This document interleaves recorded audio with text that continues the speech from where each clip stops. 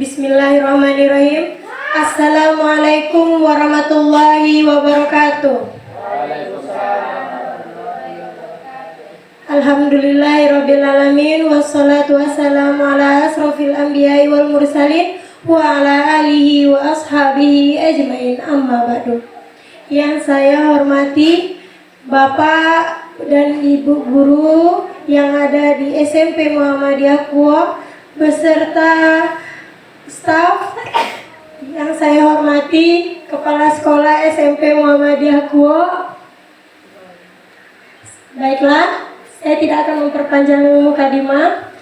Hari ini kita akan melaksanakan kegiatan aksi nyata diseminasi budaya positif di SMP Muhammadiyah Kuo oleh Ibu Nur Fadila SPD dalam rangka CGP Angkatan 10 Kabupaten Kampar.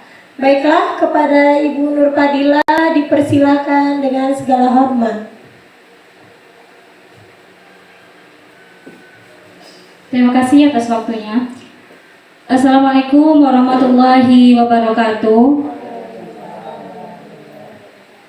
Alhamdulillahirrahmanirrahim. Wassalatu wassalamu ala asyrafil anbiya'i wal mursalin wa ala alihi wa ashabihi rasulillahi ajma'in.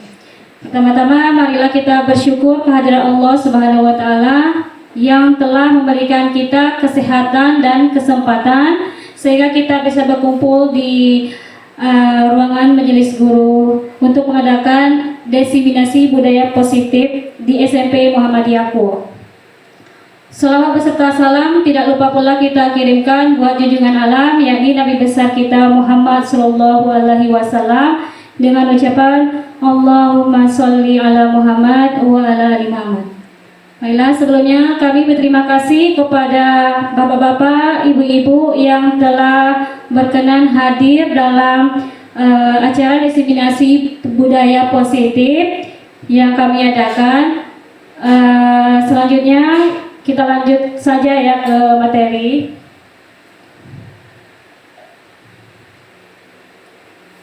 Nah, sebelumnya bapak-bapak atau ibu-ibu pasti pernah mendengar kata budaya positif kan? Jadi kira-kira budaya positif itu apa?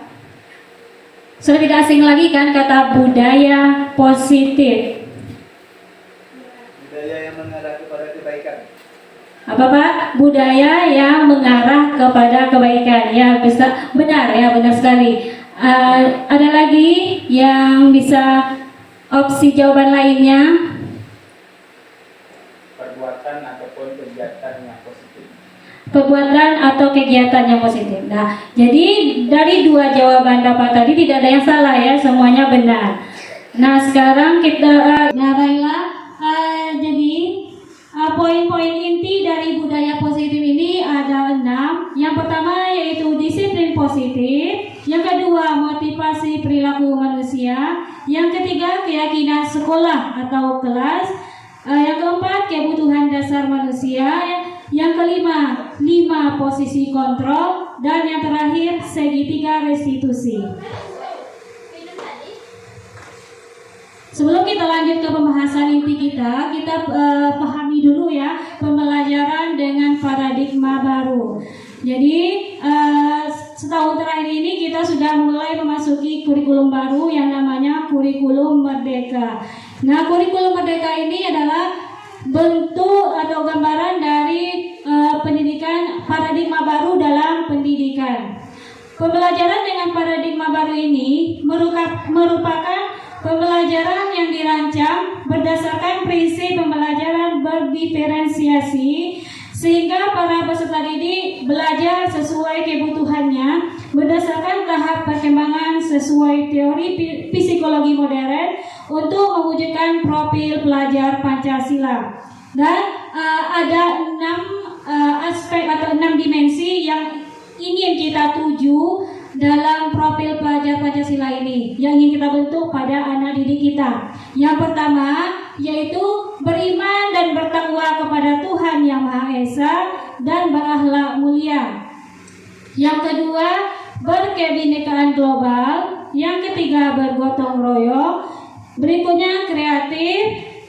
Selanjutnya bernalar kritis, dan yang terakhir mandiri. Jadi 6 dimensi ini adalah karakter yang akan kita tanamkan pada diri peserta didik kita. Inilah yang disebut dengan paradigma baru dalam dunia pendidikan. Selanjutnya kita lihat di sini ada miskonsepsi tentang teori kontrol. Jadi selama ini ternyata keyakinan kita itu salah. Kita selama ini yakin dan percaya bahwa kita sebagai guru bisa mengontrol anak didik kita. Padahal kenyataannya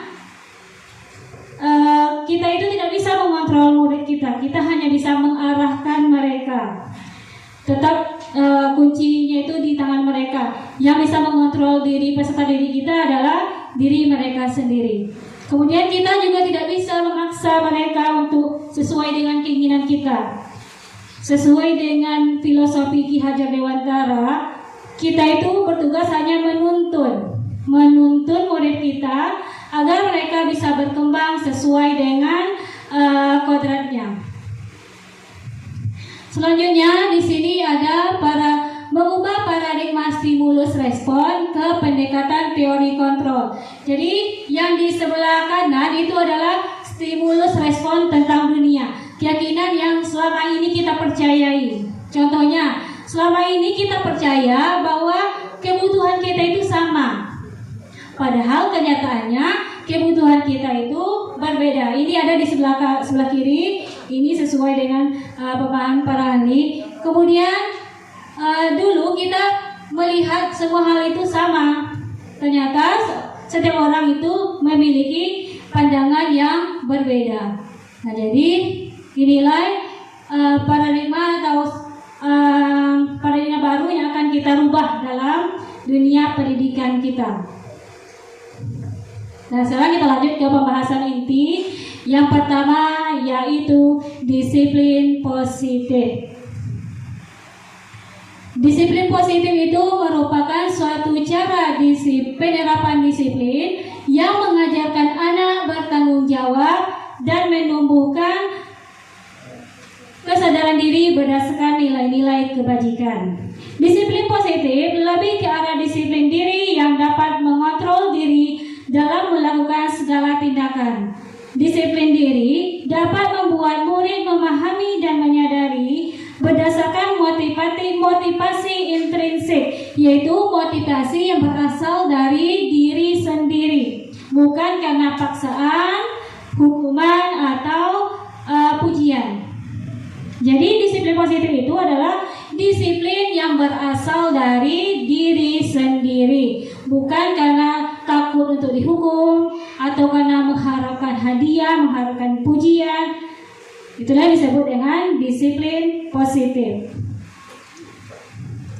Nah, sekarang kita lanjut ke materi berikutnya, yaitu motivasi perilaku manusia. Ada 3 motivasi perilaku manusia.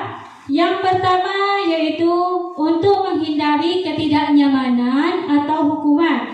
Kemudian yang kedua, untuk mendapatkan imbalan atau penghargaan dari orang lain. Dan yang ketiga, untuk menjadi orang yang mereka inginkan dan menghargai diri sendiri dengan nilai-nilai yang mereka percaya. Nah, motivasi yang pertama dan yang kedua ini disebut dengan motivasi ekstrinsik. Jadi berasal dari luar diri kita. Motivasi yang pertama dan kedua ini tidak terlalu efektif ya, karena kalau murid kita hanya karena takut dihukum atau karena ingin mengharapkan imbalan, ketika kita tidak ada misalnya, tidak ada hadiah, berarti mereka tidak akan melakukan hal positif tadi. Makanya motivasi yang paling penting dimiliki oleh murid kita adalah motivasi intrinsik, yaitu menjadi orang yang mereka inginkan dan menghargai diri sendiri dengan nilai-nilai yang mereka percaya. Inilah yang disebut dengan motivasi intrinsik yang berasal dari diri sendiri. Selanjutnya yaitu materi keyakinan sekolah atau keyakinan kelas. Nah, di sini ada satu pertanyaan. Apakah keyakinan sekolah atau keyakinan kelas sama peraturan sekolah? Ada yang bisa jawab? Apakah keyakinan kelas sama dengan peraturan kelas? Tidak sama. Tidak sama. Kira-kira apa perbedaannya, Pak? Kalau keyakinan itu tulis dari pribadi atau dari dirinya. Kalau peraturan sekolah itu kan tulis untuk disarankan ke sekolah. Ya, benar ya. Jadi kalau keyakinan itu berasal dari murid dan guru. Sedangkan peraturan itu hanya berasal dari satu arah, yaitu dari kita atau dari guru. Jadi disarankan ketika kita masuk ke dalam kelas, kita membuat keyakinan kelas dulu dengan murid-murid kita. Boleh keyakinan kelas ini boleh berbeda tiap guru ya, karena kita memiliki kebutuhan masing-masing. Kita sebagai guru juga memiliki kebutuhan masing-masing, misalnya dalam mengarahkan anak. Jadi boleh diperbolehkan misalnya Ibu Madia bikin keyakinan kelas, Ibu Yelpa misalnya bikin keyakinan kelas juga boleh.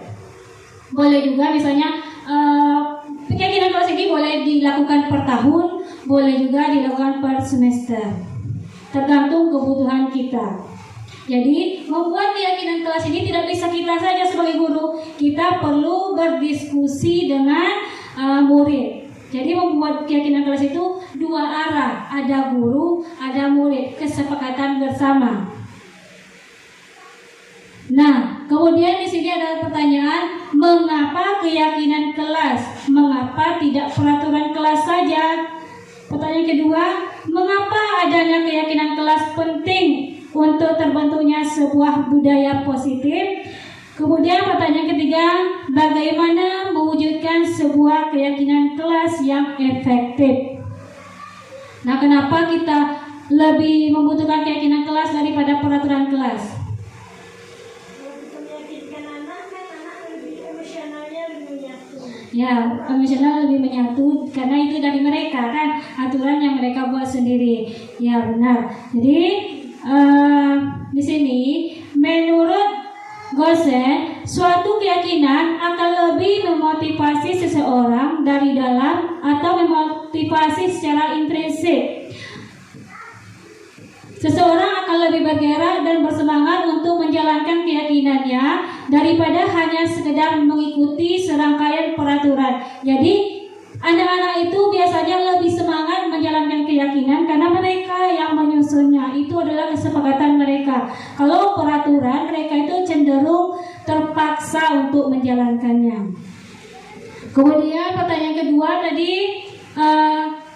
jawabannya setelah seseorang memiliki keyakinan akan suatu hal, maka dia akan terbiasa melakukan hal-hal baik yang telah diyakini tersebut. Jadi setelah adanya keyakinan, tentu kita akan terbiasa melakukan hal-hal yang kita sepakati tadi. Kemudian pertanyaan ketiga, bagaimana keyakinan kelas bisa berjalan efektif?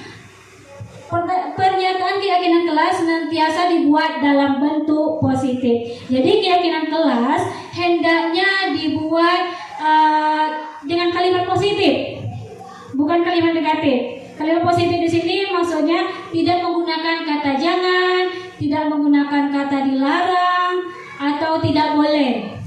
Nah, jadi kita menggunakan kalimat yang positif.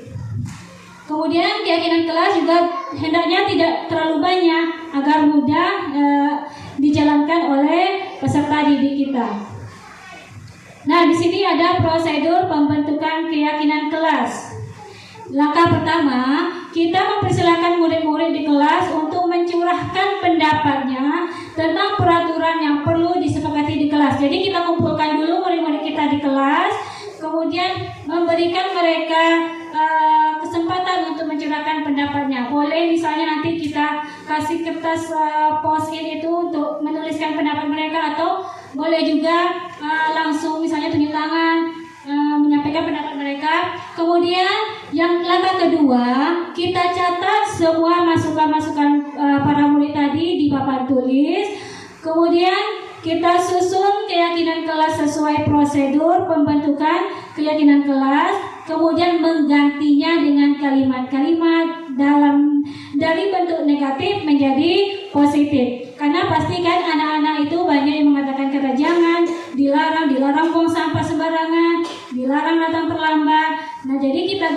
kalimat negatif tadi menjadi kalimat positif. Misalnya dilarang datang terlambat. Kita ganti menjadi kalimat apa? Ya, benar. Datang tepat waktu. Ya. Dilarang buang sampah sembarangan. Apa kira-kira kalimat positifnya? Jagalah kebersihan. Ya, jadi kita usahakan menghindari kalimat negatif atau kalimat yang menggunakan kata tidak boleh, dilarang, jangan menjadi kalimat positif. Kemudian langkah selanjutnya, ajak murid-murid untuk menemukan nilai kebajikan atau keyakinan yang menjadi inti dari peraturan tersebut.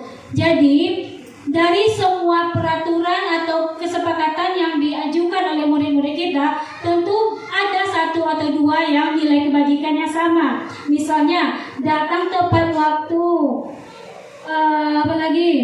berjalanlah di koridor kelas, dengarkan guru. Semuanya itu kan nilai kebajikannya satu, yaitu menghargai guru. Jadi nilai kebajikannya adalah hormat. Jadi dari banyaknya poin-poin yang disampaikan oleh murid, kita bisa memperkecilnya menjadi beberapa nilai kebajikan. Kemudian langkah selanjutnya yaitu meninjau ulang keyakinan kelas secara bersama-sama. Kemudian setelah disepakati bersama, semua warga kelas dipersilahkan untuk menandatangani keyakinan kelas tersebut agar semua murid nanti bisa menjalankannya. Selanjutnya ini ada contoh keyakinan kelas dari beberapa sumber. Bekerja sama menjaga kebersihan, saling peduli, menghargai dan membantu satu sama lain, menjaga dan meletakkan barang sesuai tempatnya, mengerjakan tugas tepat waktu dan tepat waktu dan aktif dalam kelas. Nah, kita lanjut ke materi berikutnya, yaitu kebutuhan dasar manusia. Jadi, ketika kita melihat murid kita melakukan pelanggaran, sebenarnya mereka itu bukan karena nakal saja, tapi karena ada sebenarnya kebutuhan yang tidak mereka dapatkan, kebutuhan dasar yang tidak mereka dapatkan. Jadi kebutuhan-kebutuhan dasar itu ada 5. Yang pertama yaitu bertahan hidup. Bertahan hidup di sini aspeknya seperti makan, minum, rumah, pakaian, itu bertahan hidup. Kemudian kasih sayang dan rasa diterima. Kebutuhan kasih sayang dan rasa diterima ini bisa juga seperti didengarkan, diakui keberadaannya, diperhatikan. Kemudian kebutuhan yang ketiga yaitu penguasaan. Penguasaan di sini bisa berarti kita akui prestasi mereka, kita akui kelebihan mereka. Itu namanya penguasaan. Kemudian kebutuhan yang berikutnya yaitu kebebasan. Kebebasan di sini maksudnya mereka memiliki kebutuhan untuk bebas memilih. Makanya dalam kurikulum mereka kan kita memberikan kebebasan kepada murid untuk memilih bagaimana cara mereka belajar. Kemudian kebutuhan yang terakhir yaitu kesenangan. Jadi semua anak itu memiliki kebutuhan untuk merasa nyaman, merasa tenang, merasa enjoy, merasa nyaman dalam belajar. Nah, di sini ada studi kasus. Di sini ceritanya Ibu Zulaika, guru wali kelas 92, sedang bingung menghadapi ulas salah satu murid di kelasnya, yaitu Tommy. Beberapa anak telah mengeluhkan Tommy seringkali meminta bekal makan siang mereka dengan paksaan. Nah, jika kita berada di posisi Ibu Zulaika, kira-kira apa yang akan kita lakukan? Ya kita harus bertanya dulu. Kita harus mengetahui dulu apa kira-kira alasan Tommy melakukan hal itu. Karena ketika murid melakukan kesalahan, pasti karena ada kebutuhan kebutuhannya yang tidak didapatkan. Nah, jadi kira-kira apa alasan Tommy melakukan itu? Nah, jadi ada beberapa alasan ya kemungkinan Tommy melakukan hal itu. Yang pertama mungkin karena dia lapar, karena tidak disediakan oleh ibunya makanan di rumah. Jadi di sini kebutuhan yang tidak didapatkan oleh Tommy adalah kebutuhan bertahan hidup. Karena makanan tadi, kita perlu makanan untuk bertahan hidup. Kemudian ada alasan yang kedua, mungkin karena dia merasa senang diperhatikan oleh temannya. Kan ketika dia memaksa, temannya otomatis akan memperhatikan dia, kan? Walaupun dalam keadaan tertekan, misalnya temannya melihat dia itu. Jadi mungkin karena Tommy kehilangan kebutuhan rasa disayang atau rasa diterima. Kemudian alasan ketiga, mungkin saja Tommy itu sedang memenuhi kebutuhan akan kekuasaannya, karena dia ingin menguasai barang-barang dari milik temannya. Selanjutnya, mungkin karena dia bosan dengan makan yang disiapkan oleh ibunya, makanya mungkin dia kehilangan kebutuhan akan kebebasannya. Mungkin ibunya menyiapkan menu itu saja sehingga dia bosan dan enggan untuk membawanya ke sekolah. Mungkin saja alasan yang terakhir karena ingin merasa senang saja, karena merasa menikmati ekspresi temannya yang takut tadi. Jadi dia kekurangan kebutuhan akan kesenangan. Jadi setiap siswa itu pasti punya alasan ketika melakukan suatu tindakan. Itulah tugas kita sebagai guru ketika menghadapi perilaku tidak sesuai misalnya oleh anak kita perlu mengetahui dulu apa alasan mereka melakukan hal itu.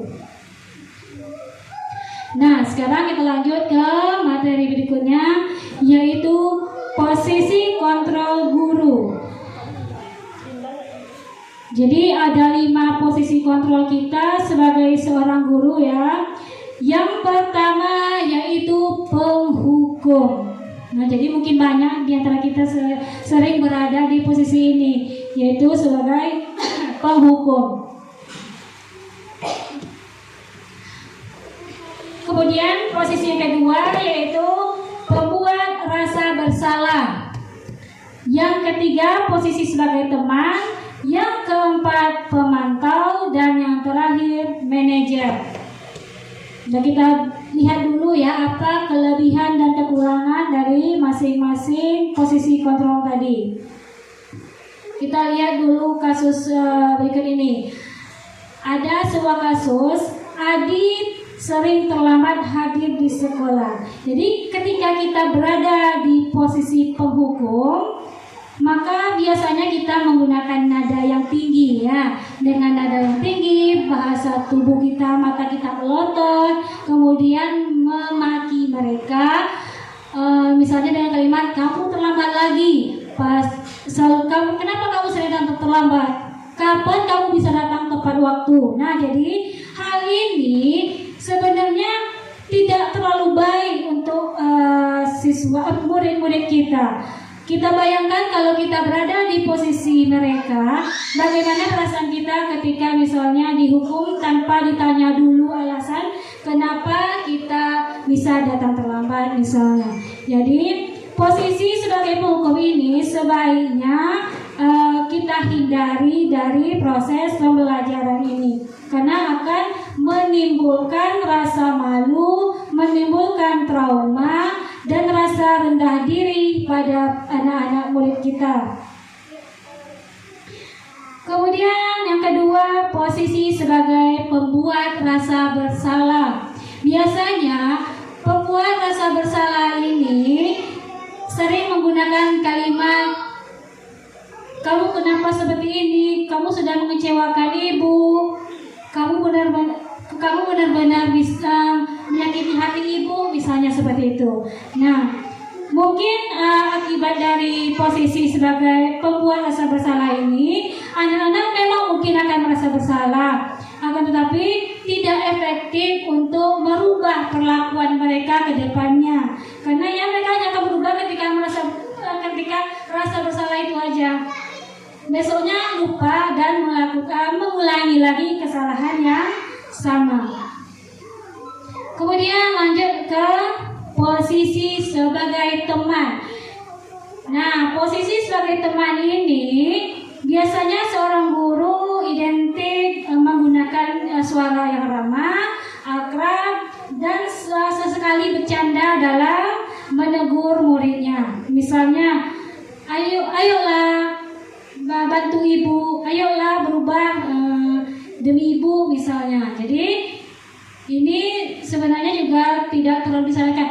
Memang sebenarnya sebagai teman ini efektif karena murid akan merasa lebih nyaman atau merasa lebih senang ketika berinteraksi dengan kita. Akan tetapi sisi negatifnya, posisi sebagai teman ini akan membuat seringkali murid itu kehilangan batasannya. Jadi mereka lupa bahwa kita adalah guru mereka.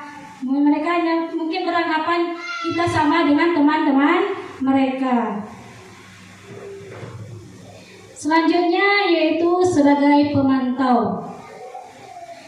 Nah, kalau dalam pemantau ini biasanya dengan ciri-cirinya suaranya datar, formal, dan baku biasanya ya.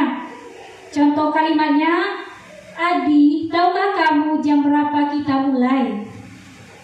Kemudian, kamu sudah terlambat 15 menit. Apakah kamu sudah mengerti apa yang harus dilakukan bila terlambat? Nah, jadi di sini biasanya guru itu formal ya, lebih formal dibandingkan teman tadi. Ini mungkin lebih efektif dibandingkan yang sebelumnya. Murid mungkin memahami sanksi yang harus dijalankan karena telah melanggar salah satu peraturan sekolah. Kemudian guru tidak menunjukkan satu emosi. Jadi dalam posisi sebagai pemantau ini guru tidak boleh memperlihatkan emosinya. Kita memantau saja bagaimana mereka menjalankan konsekuensi dari perbuatan mereka.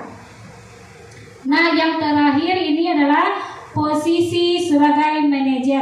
Dari 5 posisi tadi, posisi sebagai manajer inilah yang terbaik yang harus ada di dalam diri kita. Karena di sini di posisi sebagai manajer ini kita akan melahirkan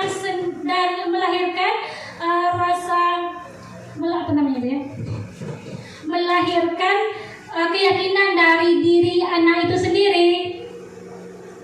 Jadi kita membimbing mereka dengan pertanyaan-pertanyaan pemantik sehingga mereka bisa merubah keyakinan mereka sendiri. Contoh kalimatnya seperti apakah kamu mengetahui jam berapa sekolah dimulai? Kemudian jadi kamu terlambat, kira-kira bagaimana kamu akan memperbaiki masalah? Jadi kita persilakan mereka untuk memunculkan sendiri rasa keyakinan mereka itu agar berubah menjadi lebih baik. Kira-kira apa cara kamu untuk memperbaiki masalah? Jadi kita serahkan kepada mereka untuk mencari solusi dari permasalahan yang mereka buat tadi. Jadi ketika posisi sebagai manajer ini kita jalankan, otomatis nanti murid akan bertanggung jawab lagi dengan diri mereka sendiri. Nah, sejauh ini kira-kira bisa dipahami. Nah, selanjutnya materi yang terakhir yaitu segitiga restitusi.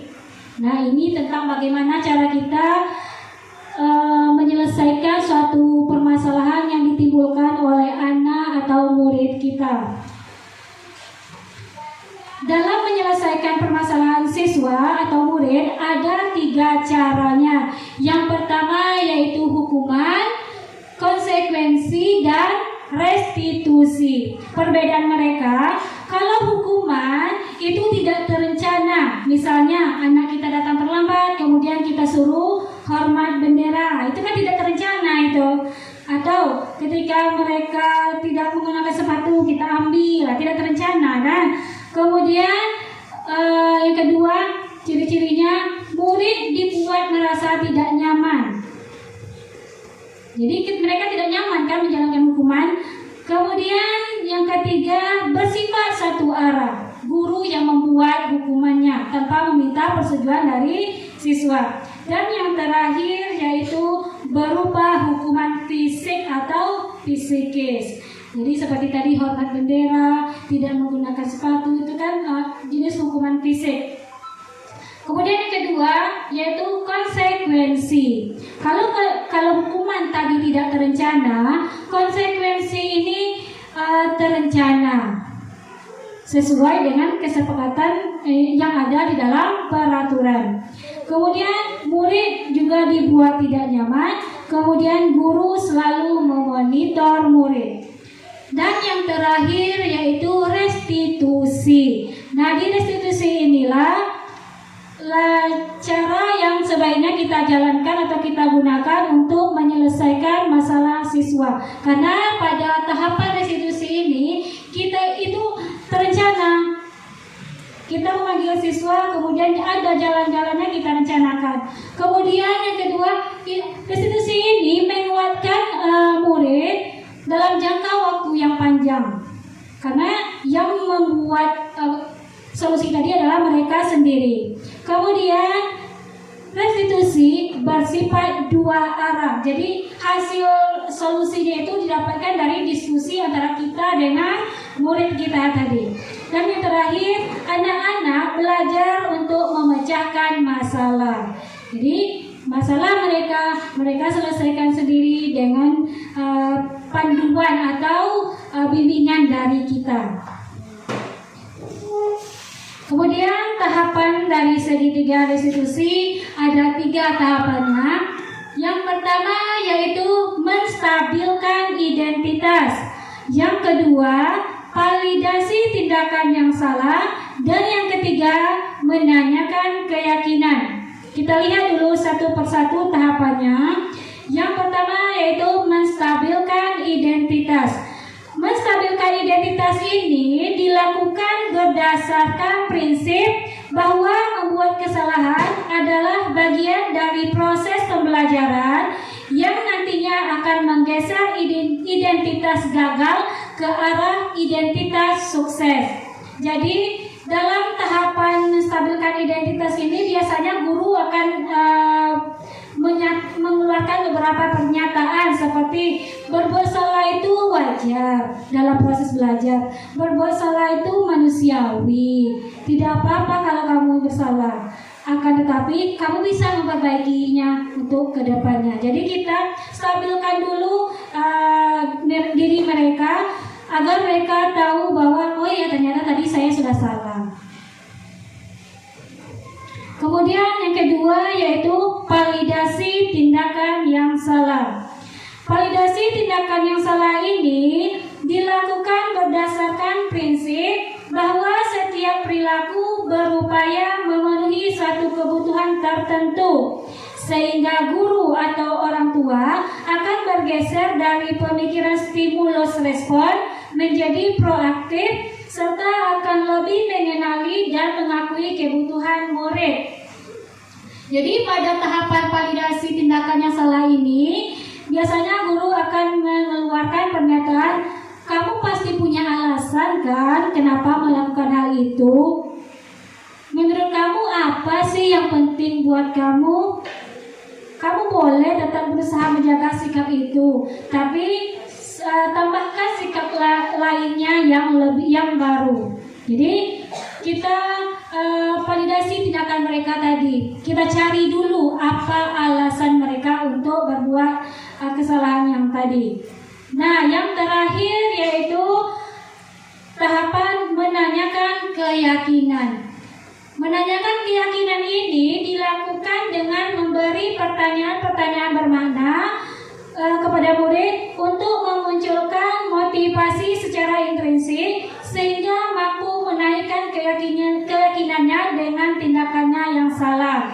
Contoh kalimatnya, apa nilai yang kita percaya di sekolah kita ini. Jadi kita minta mereka untuk memikirkan kira-kira perbuatan mereka itu melanggar keyakinan yang mana. Kemudian nilai-nilai apa yang telah kita sepakati, nah misalnya. Atau yang terakhir, kamu ingin menjadi anak yang seperti apa. Nah jadi 3 ini adalah contoh-contoh kalimat untuk menanyakan keyakinan. Dari sini nanti anak-anak akan mulai meyakini kalau dia itu bisa berubah menjadi lebih baik lagi. Nah, jadi sekianlah materi budaya positif yang dapat kami bagikan. Kira-kira ada yang ingin bertanya, kami persilakan.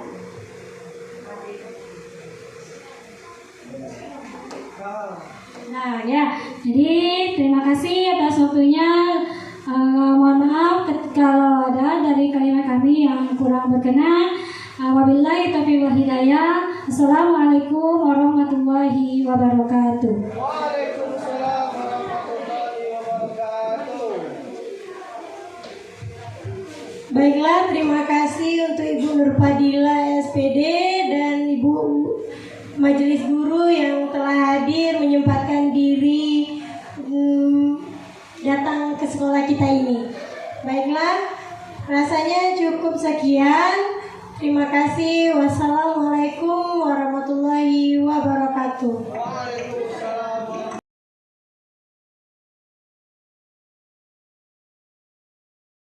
Assalamualaikum warahmatullahi wabarakatuh. Selamat siang anak-anak ibu semuanya.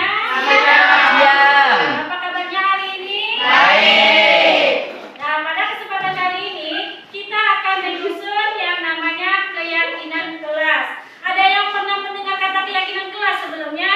Ya. Jadi sebelum kita susun keyakinan kelas, Ibu jelaskan terlebih dahulu apa sih itu keyakinan kelas. Nah, mungkin sebelumnya kalian pernah melihat peraturan sekolah. Pasti pernah kan? Contohnya apa? Tidak boleh terlambat. Apa lagi? Tidak boleh sama sembarangan. Boleh merokok. Sopan. Apa lagi? Tidak boleh memasang. Jujur. Tidak boleh Membuang sampah. Nah, ya. Jadi yang kalian sebutkan tadi itu namanya peraturan. Berbeda dengan yang akan kita susun hari ini. Yang akan kita susun hari ini namanya keyakinan kelas. Kalau peraturan kelas itu disusun oleh satu pihak saja, yaitu kalau peraturan sekolah yang menyusunnya siapa? Pihak sekolah. Nah, kalau keyakinan kelas ini akan kita susun secara bersama-sama. Kita akan merumuskan secara bersama-sama apa tindakan, apa hal yang akan kita lakukan selama kita belajar di dalam ruangan kelas ini nantinya. Bisa dipahami? Bisa.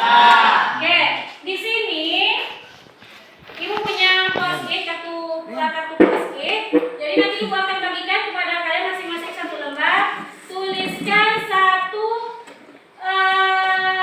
keyakinan kalian, misalnya apa yang boleh, apa yang tidak boleh, yang akan kita lakukan nantinya untuk beberapa pertemuan ke depannya. Jadi nanti kita tulis misalnya tidak boleh menggunakan kata tidak dan tidak boleh menggunakan kata jangan ya. Gunakan kalimat positif, hindari kalimat negatif. Kalimat positif paham? Positif berarti perintah saja. Kalau kalimat negatif berarti ada kata larangan. Jadi yang kalian tulis adalah kalimat positif. Misalnya kasih contoh ya, datang tepat waktu, buanglah sampah pada tempatnya. Apalagi, jagalah kebersihan. Kan tidak ada kata tidak di situ. Tidak ada kata dilarang. Jadi nanti kalian tuliskan masing-masing orang satu keyakinan di kertas yang akan dibagikan ini. Matikan dulu saya ada Pak. Minta tulis ya.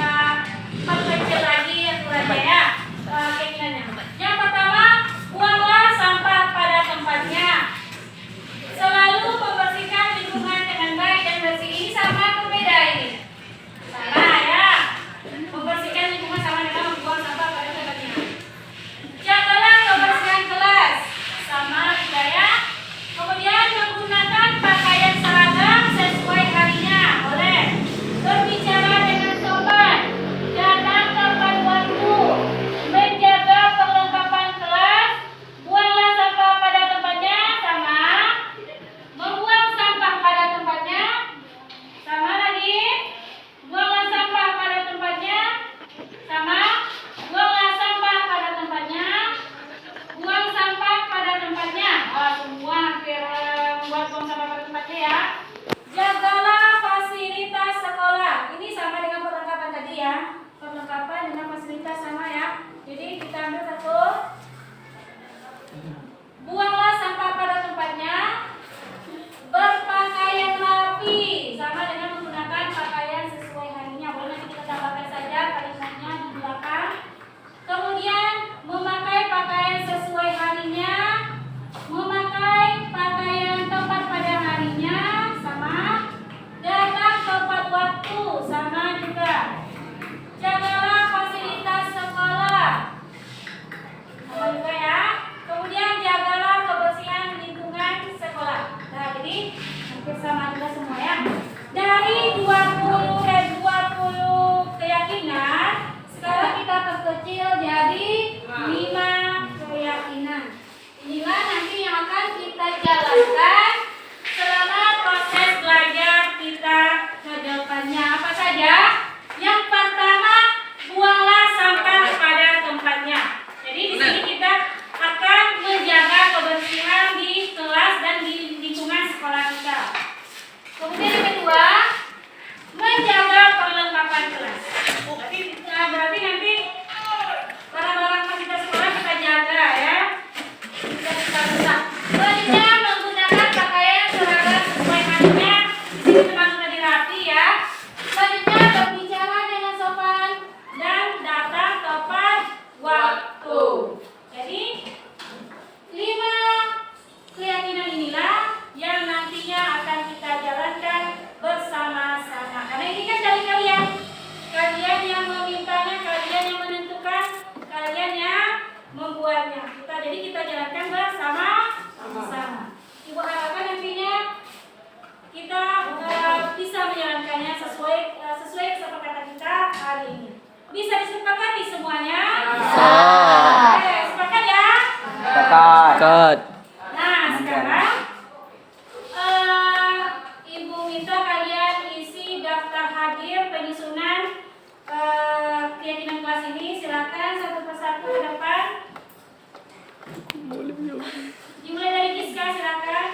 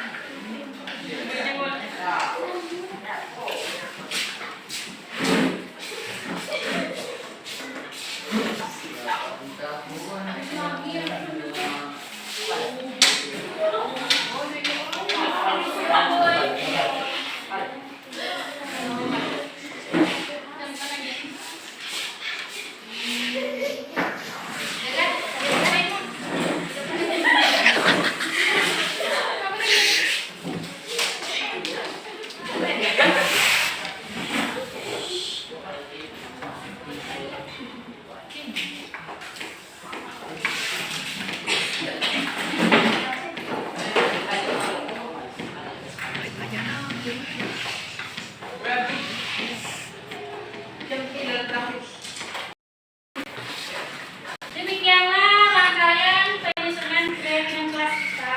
Terima kasih atas perhatiannya. Mohon maaf kalau ada kesalahan dalam berkata. Assalamualaikum warahmatullahi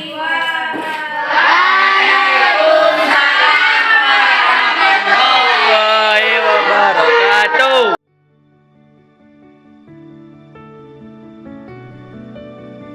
Kenalkan, nama saya Adinda Julita dari kelas 81. Saya Safa Mama Grandi dari kelas 81. Kenalkan, nama saya Gaisatul Hidayah dari kelas 81.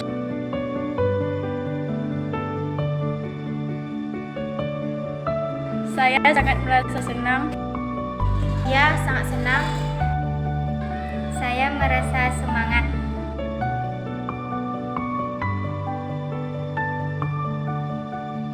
Iya, penting. Penting. Ya, penting.